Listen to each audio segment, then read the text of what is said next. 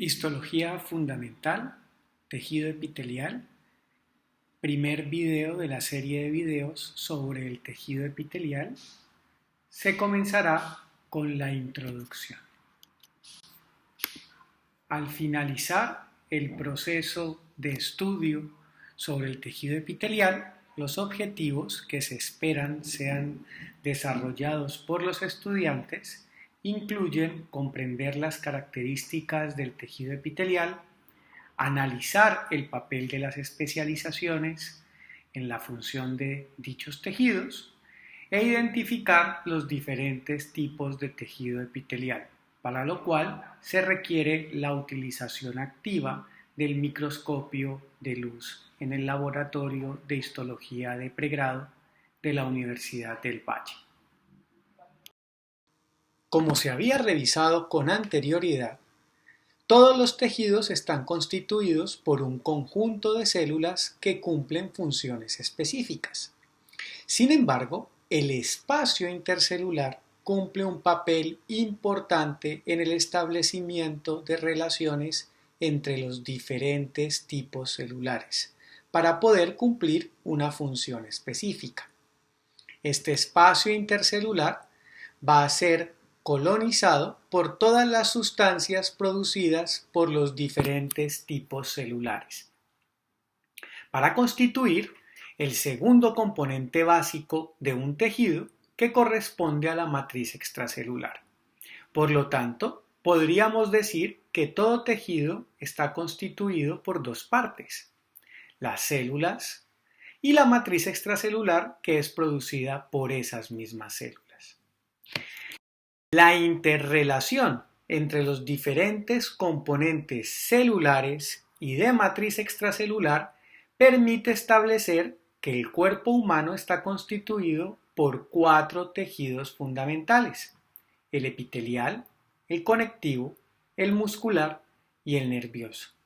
A partir de estos 4 tejidos es posible establecer todas las características propias del organismo. Por lo tanto, es importante establecer cuáles son las diferencias que permiten identificar cada uno de estos tejidos. Todos los tejidos se caracterizan por presentar características comunes. En esta microfotografía que podemos observar en este espacio, podemos identificar la presencia de 2 tipos de tejidos distintos.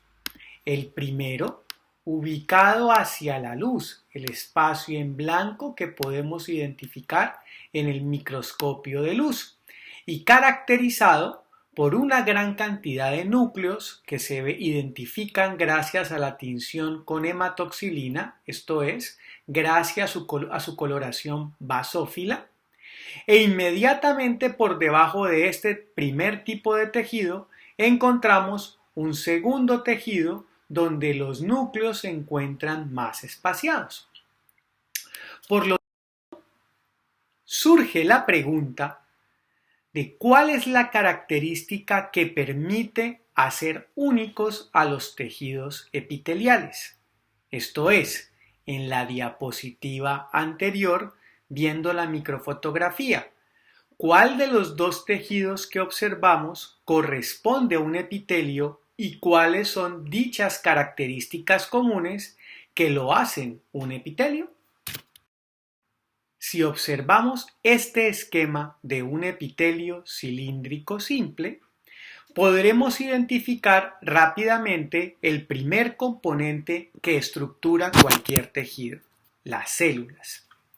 Pero adicionalmente, nos damos cuenta que las células se encuentran fuertemente unidas entre sí y el espacio intercelular, ese donde se aloja la matriz extracelular, es relativamente muy escaso y casi no se puede identificar con claridad. Esta corresponde a una de las características fundamentales desde el punto de vista estructural y funcional del tejido epitelial.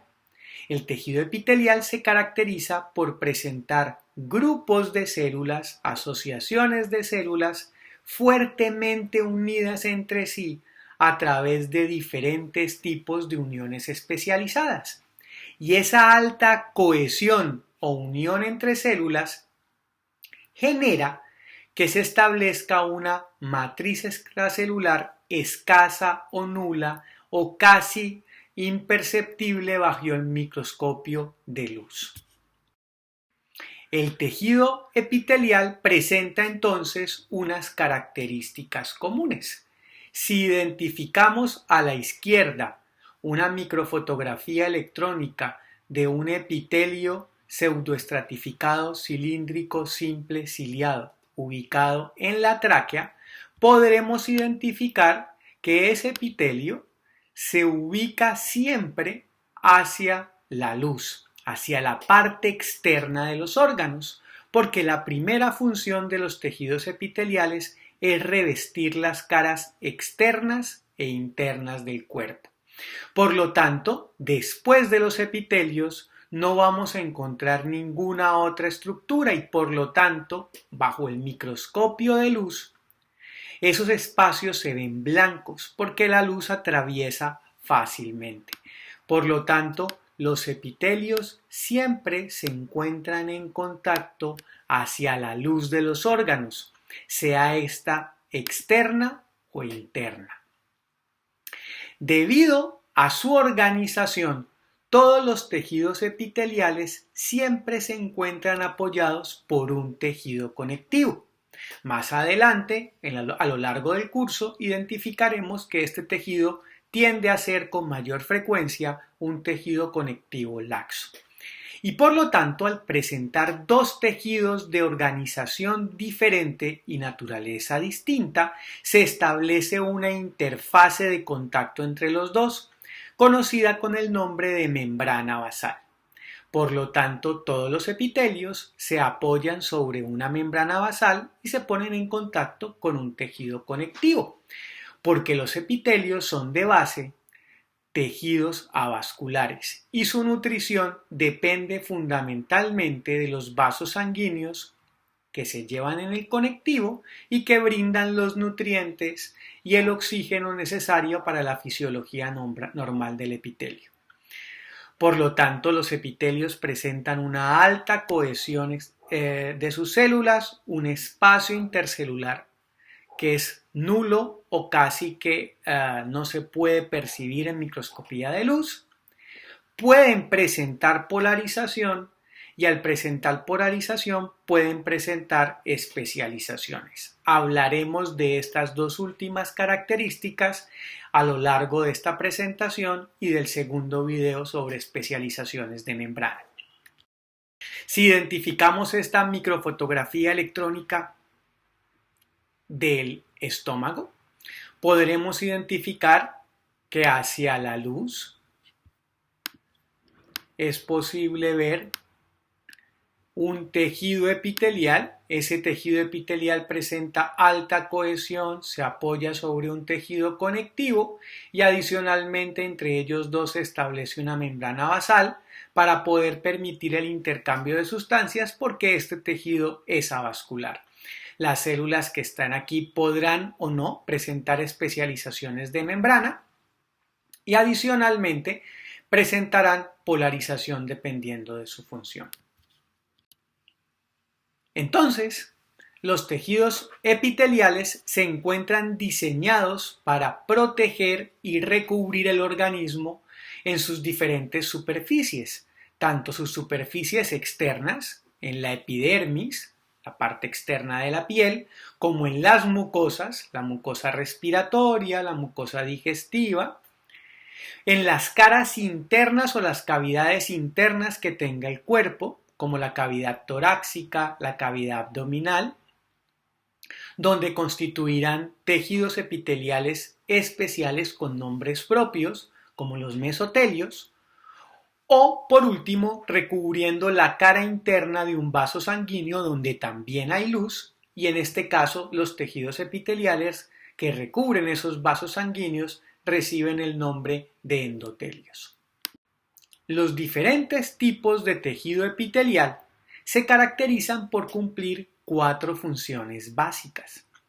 Al revestir el cuerpo, tanto a nivel externo como interno, la primera función de los tejidos epiteliales es la de convertirse en un sistema de protección a diferentes niveles. Es la primera barrera inmunológica, protege al cuerpo de la entrada de microorganismos, protege al cuerpo contra la pérdida de agua y establece una protección mecánica. Adicionalmente, presenta capacidad de absorber sustancias, de liberar sustancias, secreción, y es capaz de realizar transporte. Ahora bien, las células epiteliales pueden presentar dos características adicionales. La primera es el establecimiento de polaridad. Miremos estas dos imágenes. En la imagen que tenemos a la izquierda, el núcleo de la célula no se encuentra ubicado en el centro, se encuentra ubicado hacia uno de los extremos de la célula. Esto lo que nos muestra es que la célula ha organizado sus organelas en diferentes ubicaciones espaciales para cumplir funciones específicas.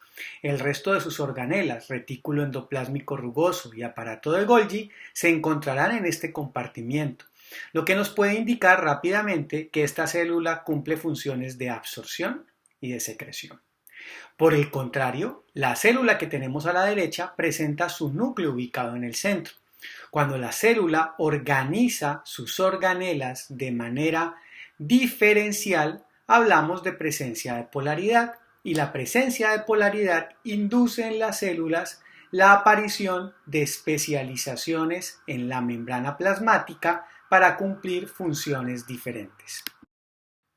Entonces, la polaridad se define como la distribución vectorial de las organelas celulares en el interior del citoplasma para facilitar mecanismos funcionales tales como la absorción de iones o la secreción de glicoproteínas.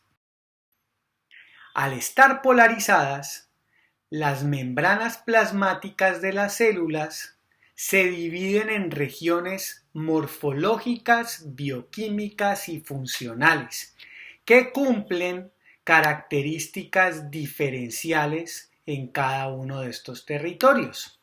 Hacia la parte superior, como lo estoy señalando en este instante, hacia la luz del órgano, aparecerá un dominio conocido con el nombre de dominio apical, donde tendremos especializaciones que permiten a la célula establecer contacto con el medio externo. En la parte lateral, en contacto entre célula y célula, que señalo en este instante, encontraremos el dominio lateral, y hacia la parte inferior, en contacto con el tejido conectivo, encontraremos el dominio lateral. Por organización molecular y fisiológica, estos dos últimos dominios se integran en uno solo, conocido con el nombre de dominio basolateral. Entonces, nuestras células epiteliales son capaces de cumplir funciones de protección, absorción, secreción y transporte. Se caracterizan por estar fuertemente unidas entre sí con poco espacio intercelular, apoyadas siempre sobre un conectivo a través de una membrana basal, gracias a que son avasculares, y adicionalmente pueden presentar polaridad, lo que nos permite tener dominios con especializaciones propias de membrana que le dan características y funciones distintas a estas células. En el próximo video evaluaremos las especializaciones de membrana tanto del dominio apical como del dominio basolateral.